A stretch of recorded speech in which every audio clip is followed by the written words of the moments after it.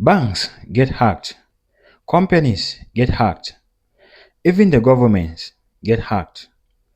The main question of today is, why hasn't anyone successfully hacked Bitcoin and changed its blockchain? Is blockchain unhackable? Or is there a secret behind blockchain that makes it unhackable? Today, we are going to be uncovering the truth. Hello everyone, you are welcome once more to the MDB Crypto Academy. Of course, you know here we make understanding cryptocurrency very easy for beginners. In today's lesson, we are going to be understanding why blockchain is considered secure. A lot of people are choosing blockchain today based on its security. Billions of dollars are transacted, are sent and received across blockchain networks on daily basis. And still yet, blockchain has maintained its level of security. Blockchain is still considered secured. No one has successfully hacked a blockchain. So, in today's lesson, we are going to be understanding why. What are those features? Is it that blockchain is magical? Is it that blockchain is untouchable? Is it that nobody can hack blockchain, or is it that blockchain cannot be attacked? The answer is simple. Blockchain is built with special security features that makes hacking very impossible. So we are going to be discussing on these features. What are these features that has made blockchain immutable or impossible for hacks? So there are four main features, four main reasons why blockchain is considered very secure. First, immutability. We are going to be talking about immutability in details. We are also going to be talking about uh, uh, um, we are also going to be talking about cryptography. We are going to understand what cryptography is. And we are going to talk about distributed networks on the blockchain. We are also going to talk about consensus, or why blockchain is hard for hacking. So these are the four main topics we are going to be discussing on today: immutability, cryptography, distributed networks, and consensus. So what is immutability and how does it make blockchain secure? Immutability simply means blockchain information recorded on the blockchain cannot be changed, cannot be modified. That is what immutability means. Once a transaction has been verified, that transaction has been approved, and that transaction, a block has been created. We spoke about blocks, spoke about hashes in our previous lessons. So once all of this has taken place and a block has been formed, this block is linked now to a blockchain, to the previous block on the blockchain. This means this block becomes a permanent record on the blockchain. No one can secretly go behind and edit information on this block. No one can go behind and delete or modify this transaction record that has been recorded on the blockchain. This makes the blockchain very secure because copies of every transaction, like we said, are shared to many computers. Let me discuss about immutability for you to understand in our daily life. Take for example, a permanent ink is used to record an information on thousands of notebooks. A permanent ink has been used to record information on thousands of notebooks. If at a point somebody decide to change the notebook Only one of that notebook has been changed, but similar information is still on the other thousands of the notebook. So you see, one person cannot go behind and modify this information. And this is a feature that blockchain has used to protect itself. And you discover that it is very important and it makes blockchain very secure. What then is cryptography? Cryptography is the science of protecting information using mathematics. Every transaction is protected using a mathematical algorithm. That is what makes blockchain also secure. On the blockchain, there's what we call public and private keys.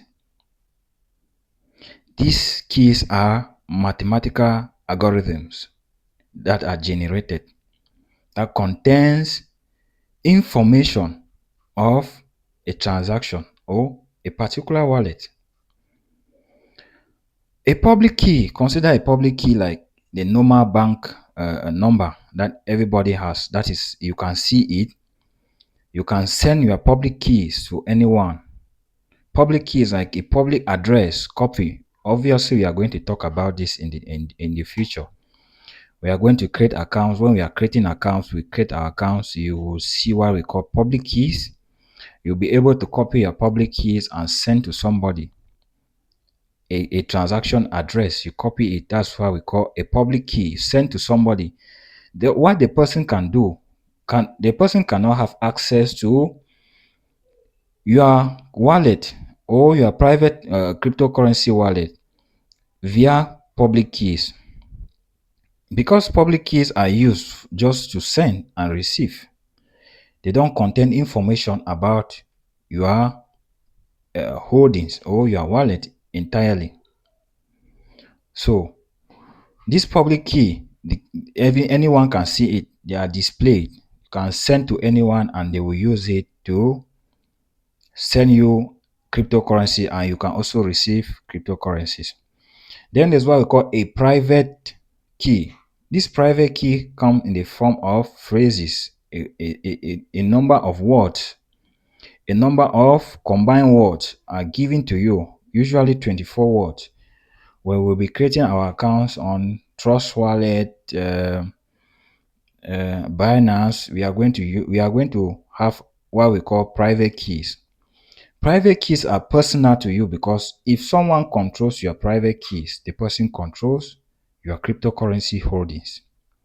If someone can have access to your private keys, the person have access to your cryptocurrencies. So private keys are very important because first, the blockchain does not display private keys in public for anyone to see, because private keys are your keys, your secret phrases that opens and protects your personal wallet.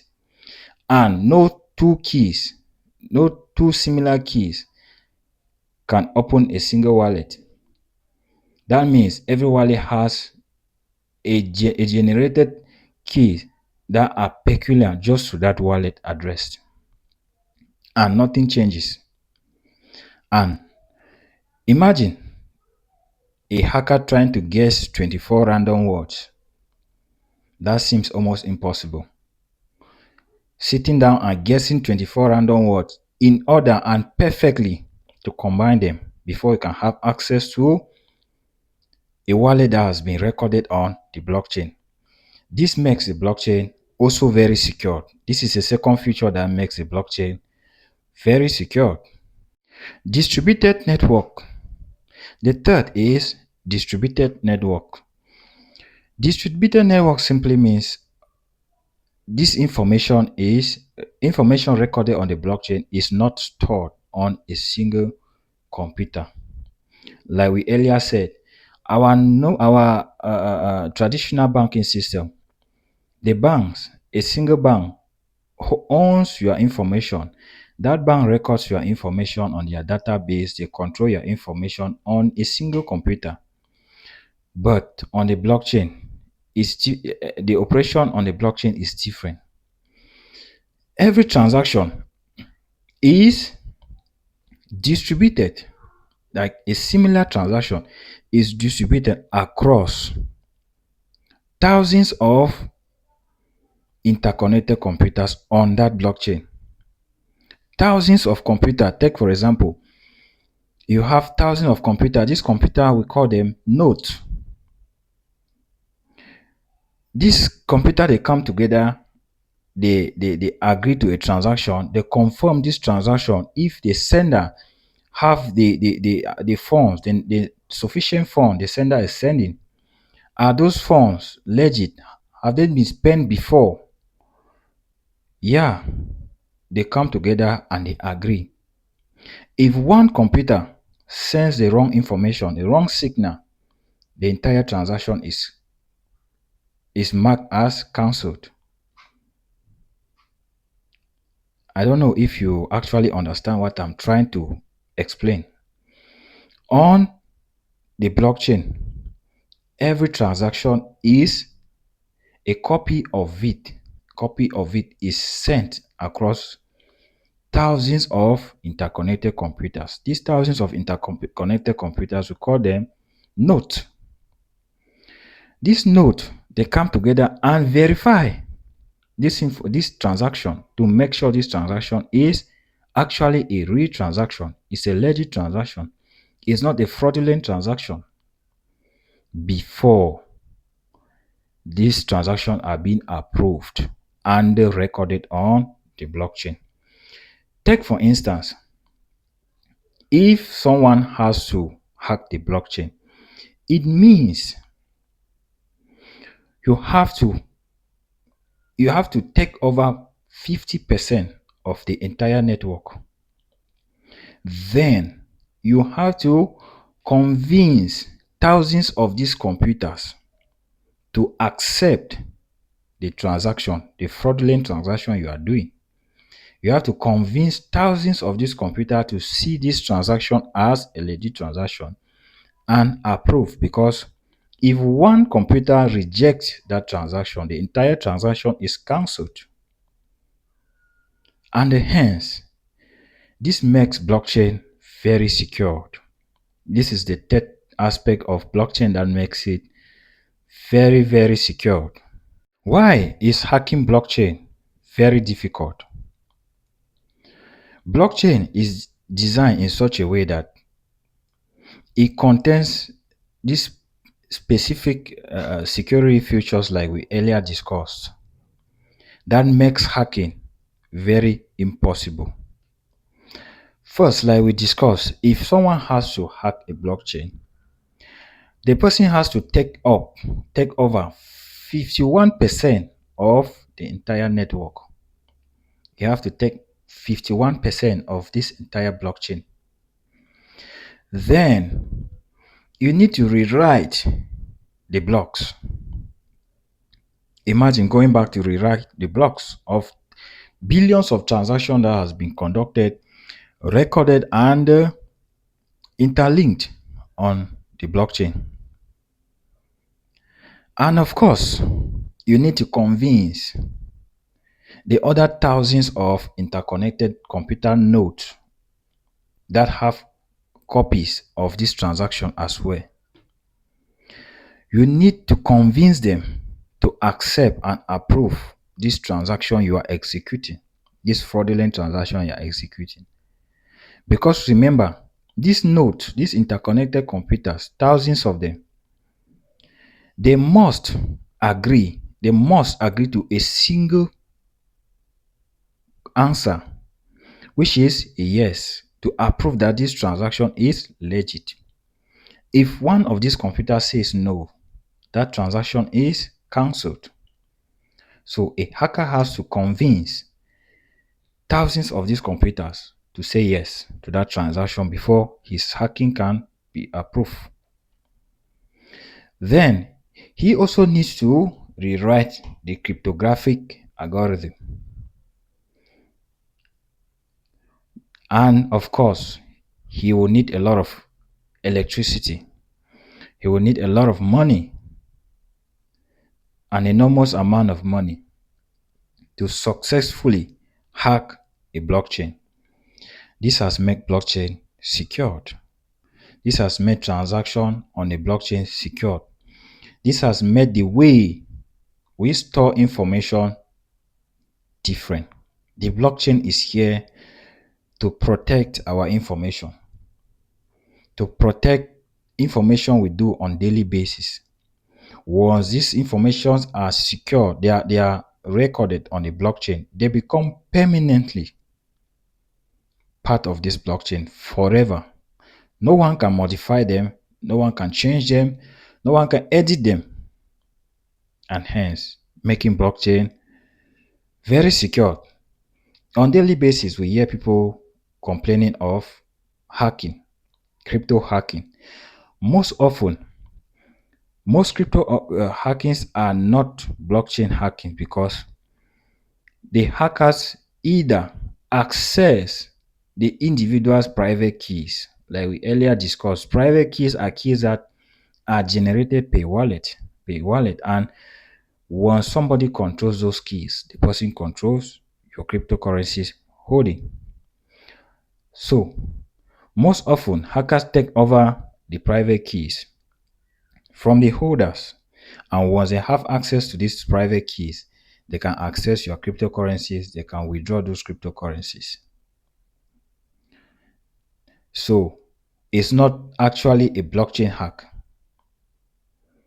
This has made blockchain to be considered as a very secure means to store information, a very secure network.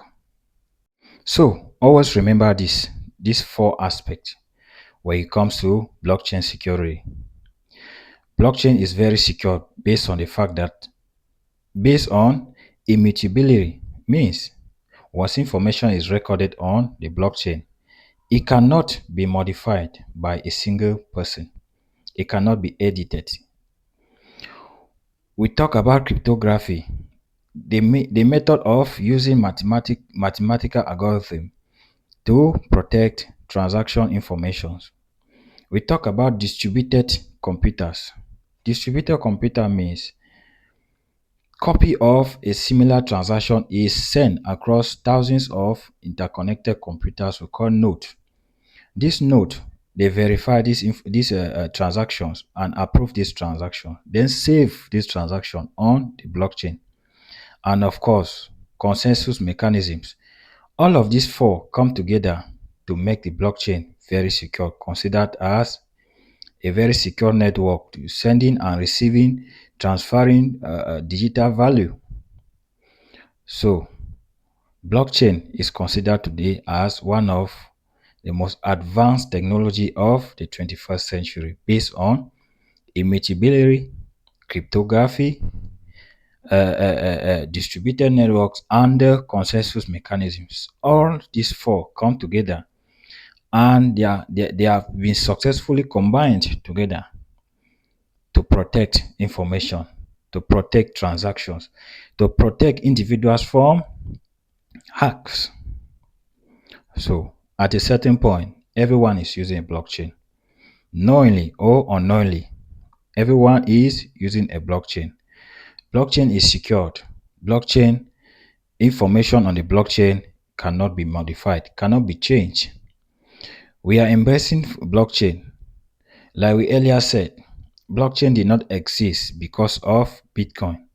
Bitcoin only came in to expose blockchain. Blockchain has been existing for decades, and we are using blockchain on our daily basis, knowingly or unknowingly. I hope you enjoy yourself today. I hope you learned something. You should go with this take up of public and private keys. You should know the difference of public and private keys. Yeah, so that when we start creating our accounts and we are manipulating, when you are creating your account, you will be very vigilant with your private keys to make sure no one access your private keys, because if they are not your keys, they are not your crypto. That is a common phrase we use in cryptocurrency. not your keys, not your crypto. So if you cannot protect your keys, you are going to be hacked. And when you are hacked, it doesn't mean that the blockchain entirely has been hacked. Someone has accessed your private keys and making your account vulnerable. So on our next lesson, we will probably be discussing about public and the private decentralized blockchain. We are going to break it down so that everyone can understand. Please, if you are learning, if you are enjoying yourself, if you are enjoying the ride, do well to give me a thumbs up. Like, subscribe, share, invite. Let's grow the channel together. Let's understand cryptocurrency together. And of course, let's embrace digital currency together. I will see you in the next one. And until then, you stay blessed.